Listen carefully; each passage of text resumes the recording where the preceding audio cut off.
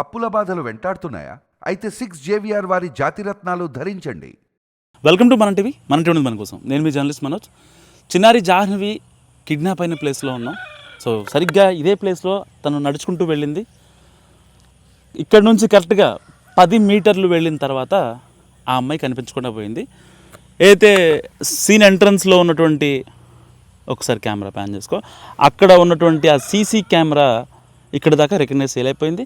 So ఇక్కడ దాకా వచ్చింది మాత్రమే, ఇప్పుడు మనం ఏదైతే ఎగ్జాక్ట్గా నుంచున్న పొజిషన్ మాత్రమే సీసీటీవీ ఏదైతే ఆ ఫుటేజ్ ఇవ్వగలిగింది. సో దాంట్లో వచ్చింది కూడా వాస్తవానికి పిల్ల ఒక్కటే, పాప ఒకటే, చిన్నారి జాహ్నవి ఒకటే నడుచుకుంటూ వచ్చింది. వాస్తవానికి ఆ సీసీటీవీ ఫుటేజ్లో వాళ్ళ నాన్న గణేష్ కూడా ఉన్నాడు.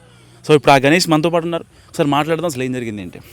గణేష్ గారు, ఏంటి అసలు పాప గురించి? సో ఇన్ని రోజులు అవుతుంది, ఎవరి మీద అనుమానం ఉందా? పోలీసులు ఎంక్వైరీలో ఇంకేమైనా లోపాలు ఉన్నాయనుకోవచ్చా? అటవీ శాఖ సరిగ్గా గాలింపు చేయట్లేదు అనుకోవచ్చా? మీకు పర్టికులర్గా మీ ఫ్యామిలీతో ఏమైనా గొడవలు ఉన్నాయి? ఫ్యామిలీతో గొడవలు అంటే ఏమీ లేవు సార్. పోలీసులు కూడా చాలా స్పీడ్గా వర్కింగ్ చేస్తున్నారు, ఫారెస్టులు కూడా. కానీ ఎక్కడ ఏం దొరకలేదు, చిన్న క్లూ కూడా దొరకట్లేదు అసలు ఈ రోజు 11 రోజులు. సో సరిగ్గా పాప ఏదైతే మిస్సింగ్ అయిన టైంలో దాదాపుగా ఈ అగ్రహారం రేంజ్లో ఉన్నటువంటి 7 సెల్ టవర్లు మొత్తం అనలైజ్ చేశారు. దాదాపుగా 5000 కాల్స్ అనలైజ్ చేశారు. సో వాటిలో కొంతమంది అనుమానితులను కూడా అరెస్ట్ చేశారు. సో అంటే నిజం బయటకు వచ్చే అవకాశం ఉంది అనుకోవచ్చా? ఎందుకంటే కొన్ని లాజికల్ పాయింట్స్ మనం కనెక్ట్ చేసుకుంటే అంత చిన్న పాప, ఆ కుక్క పిల్ల ఉన్నా సరే లోపలికి వెళ్ళే అంత సీన్ లేదు. ఎందుకంటే మీరు అక్కడ ఉంటారు, మీకు సరౌండింగ్స్లోనే ఉంటుంది, తిరుగుతూ ఉంటుంది, ఆడుకుంటూ ఉంటుంది, ఆ చెట్టు కింద ఉంటుంది అని చెప్పి మీ ఆవిడ కూడా చెప్పారు. సో అసలు మీరే అనుకుంటారు? ఎప్పుడు అలాగా పాప ఇంటికి అని ఎప్పుడు ఎలాగ వెళ్ళలేదు, ఈ రూట్ అని రాలేదు. ఆ రూట్ అంటే ఎక్కువ పాప కంటే ఐస్ క్రీమ్ ఎక్కువ ఇష్టం.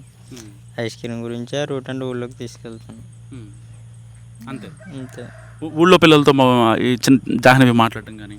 ఊళ్ళోకి నేను పిల్లలతో గట్ట తీసుకెళ్ళను, ఇంటి దగ్గరే పాప ఆ చెట్టు దగ్గరే ఆడుకుంటుంది ఎక్కువగా, ఆ కుక్కతోనే ఆడుకుంటుంది ఎవరు.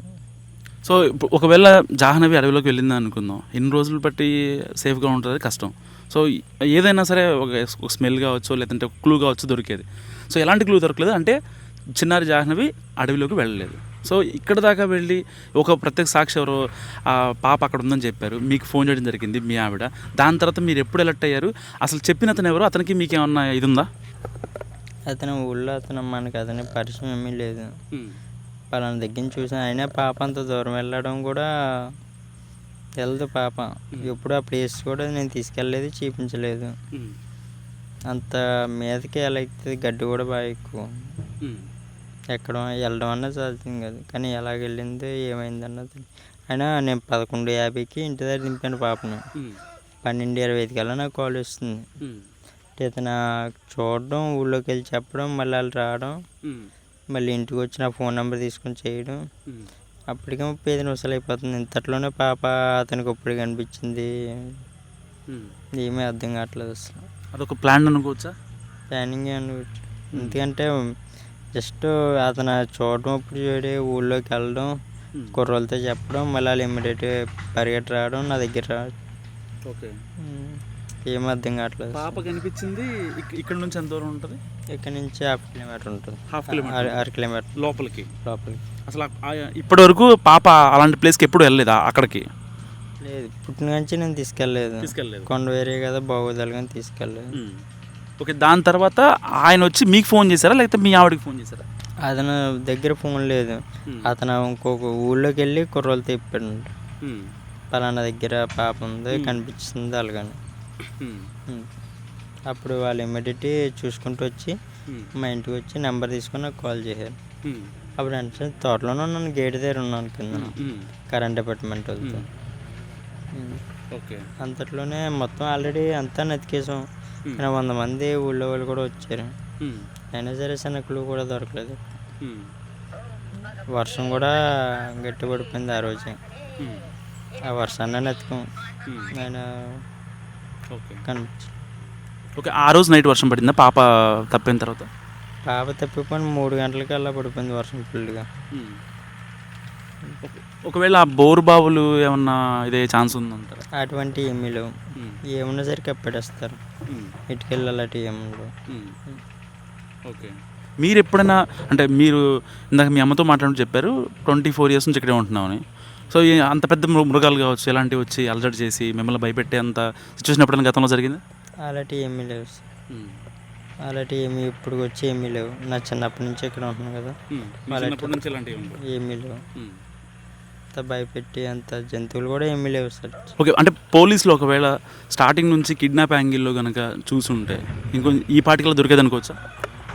అన్ని యాంగిల్ కూడా ట్రై చేస్తున్నారు.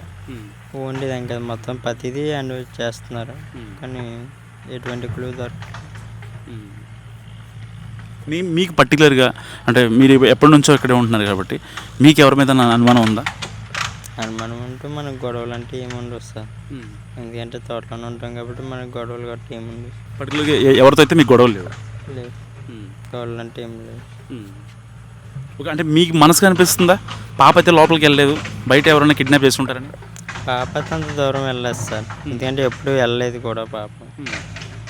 దానివల్ల ఏమీ అర్థం కావట్లేదు. వాళ్ళు ఎటువంటిదన్నా మనం చూడలేదు కదా సార్, ఏమైందన్నది అర్థం కావట్లేదు. పాప ఏడ్చుకున్న వేరే ఒకవేళ వచ్చినా ఇక్కడ నుంచి మళ్ళీ వెనక్కి వెళ్ళిపోద్ది తప్ప పెద్దోళ్ళు లేకుండా అంత ముందుకెళ్ళే సాహసం చేయలేదు. లేదు. సోషల్ మీడియాలో అంటే మీరు యాడ్ అవ్వట్లేదనో ఇలాంటి కామెంట్స్ మీ మీద నెగిటివ్గా పెడుతున్నారు. వీళ్ళ నిర్లక్ష్యం వల్లే పాప దూరం అయిందా అన్నట్టు పెడుతున్నారు. వాళ్ళకి ఏం సమాధానం చెప్తారు? ఏమో సార్, దగ్గరికి వచ్చి చూస్తేనే కదా ఏదన్నా తెలుస్తుంది. ఫోన్లో వీడియో చూసి ఏదన్నా పెట్టేస్తాం. నేనన్నా ఫోన్లో వీడియో చూసి పెట్టగలను, దగ్గర వచ్చి బాధ అన్నదే తెలుస్తుంది. సో ఇది చిన్నారి తండ్రి గణేష్ చెప్తున్న మాటలు. సో మా మీద అనవసరంగా అభాండాలు వేస్తున్నారని, పాప దొరికే ఛాన్స్ ఉందని మాట్లాడుతున్నారు. సో కెమెరామెన్ నాయుడుతో మనోజ్, మనం టీవీ, తుని.